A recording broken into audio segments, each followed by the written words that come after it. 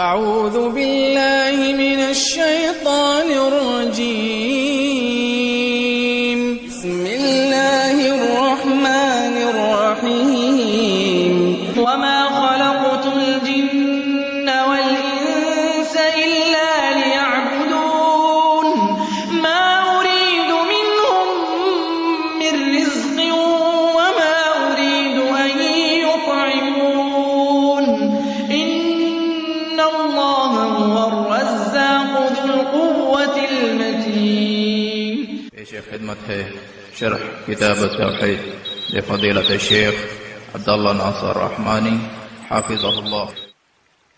إن الحمد لله نحمده ونستعينه ونستغفره ونعوذ بالله من شرور أنفسنا ومن سيئات أعمالنا من يهده الله فلا مضل له ومن يضلل فلا هادي له وأشهد أن لا إله إلا الله وحده لا شريك له وأشهد أن محمدا عبده ورسوله أما بعد فإن خير الحديث كتاب الله وخير الهدي هدي محمد صلى الله تعالى عليه وسلم وشر الأمور محدثاتها وكل محدثة بدعة وكل بدعة ضلالة وكل ضلالة في النار. من يطع الله ورسوله فقد رشد واهتدى ومن يعص الله ورسوله فقد ضل وغوى. اللهم صل على محمد وعلى آل محمد كما صليت على إبراهيم وعلى آل إبراهيم إنك حميد مجيد. اللهم بارك على محمد وعلى آل محمد كما باركت على إبراهيم وعلى آل إبراهيم إنك حميد مجيد. سبحانك لا علم لنا إلا ما علمتنا إنك أنت العليم الحكيم. رب اشرح لي صدري ويسر لي أمري واحلل عقدة من لساني يفقهوا قولي.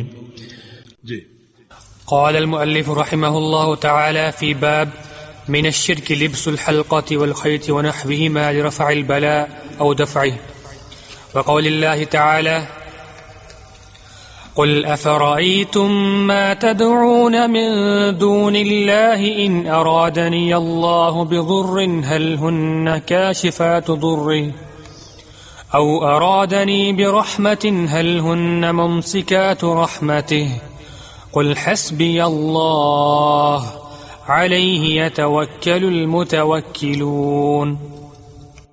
جی بارک اللہ فیک. باب من الشرک لبس الحلقہ والخيط ونحوهما لرفع البلاء او دفعه.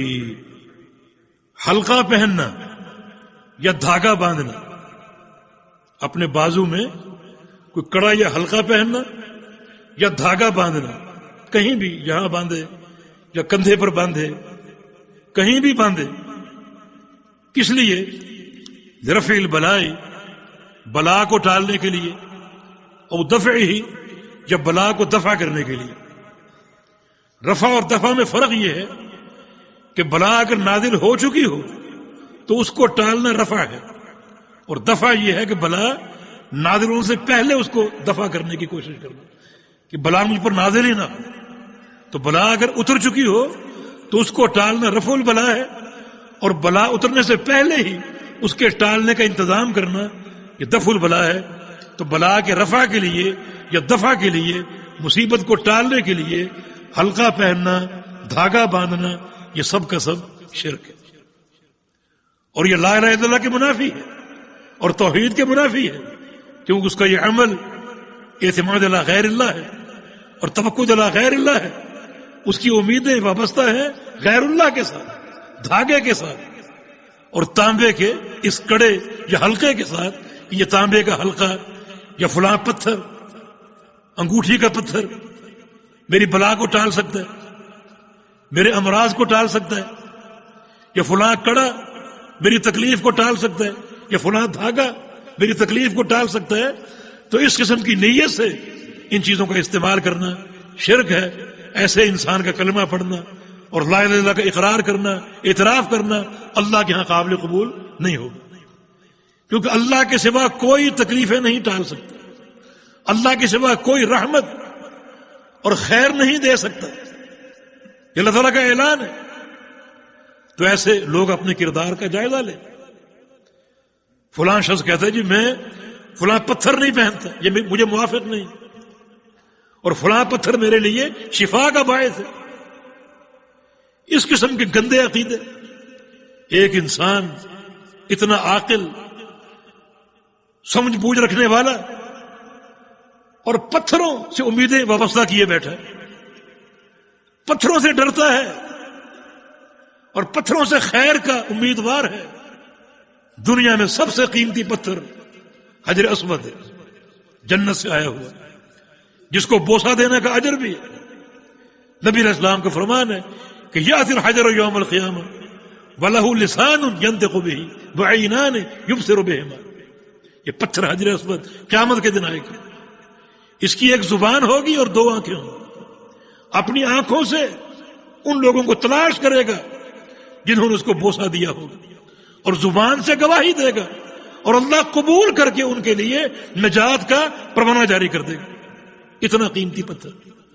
اور خلیفہ امیر المومنین عمر بن خطاب رضی اللہ عنہ بیت اللہ کا طواف کر رہے، بوسہ دینے لگے حجر اسود کے، کھڑے ہو گئے اور بوسہ دینے سے قبل فرمایا کہ انی اعلم بانک حجر لا تنفع ولا تضر. میں جانتا ہوں تو پتھر ہے، گو جنت سے آیا ہوا ہے لیکن پتھر ہے، تیرے ہاتھ میں نہ کوئی نفع ہے نہ کوئی نقصان ہے. بوسہ کیوں دے رہا ہوں؟ لولا انی رأیت رسول اللہ صلی اللہ علیہ وسلم قبلک ما قبلتک ابدا. اگر میں نے پیغمبر اسلام کو تجھے بوسہ دیتے ہوئے نہ دیکھا ہوتا کبھی بوسہ نہ دیتا. یہ میرے پیارے پیغمبر کی سنت ہے. باقی نہ کوئی نفع تیرے ہاتھ میں ہے اور نہ کوئی نقصان. نہ نفع پہنچا سکتا ہے نہ کوئی نقصان ٹال سکتا ہے. سب سے قیمتی پتھر. تو اس سے بڑھ کر پتھر کون سا ہو سکتا ہے؟ کتنے غلیظ عقیدے، گندے عقیدے. فلاں پتھر جو ہے وہ ہمارے لیے شافی ہے اور فلاں نقصان دہ ہے. دھاگے باندھے جاتے ہیں، کڑے پہنے جاتے ہیں، گاڑیوں کے پیچھے کالی پٹیاں باندھی جاتی ہیں، درختوں پر پٹیاں باندھی جاتی ہیں، اور لوگ ان پٹیوں کو، ان دھاگوں کو مشکل کشا مانتے ہیں. یہ ایک انسان اسفل السافلین میں گر گیا، غلاظت کے گندے ترین گڑھے میں گر گیا. اشرف المخلوقات ہے لیکن عقیدے کے اعتبار سے اس غلاظت کے ڈھیر میں جا کر گر گیا. یہ شرک ہے اور یہ کلمہ توحید کے منافی ہے. اپنے اس کردار کا جائزہ لو. شرک ہے یہ. اللہ پاک نے فرمایا قل افرأیتم ما تدعون من دون اللہ ان ارادنی اللہ بضر هل هن کاشفات الضر. جن کو اللہ کے سوا پکارتے ہو، پوچھتے ہو اور ان سے نفع نقصان کے متمنی ہو، اللہ تعالیٰ اگر نقصان دینے کا ارادہ فرما لے، فیصلہ فرما لے، کیا اس نقصان کو ٹالنے کی ان میں طاقت ہے؟ اللہ تعالیٰ اگر نفع دینے کا اور رحمت دینے کا اور خیر دینے کا فیصلہ فرما لے، اس خیر کو روکنے کی ان میں طاقت ہے؟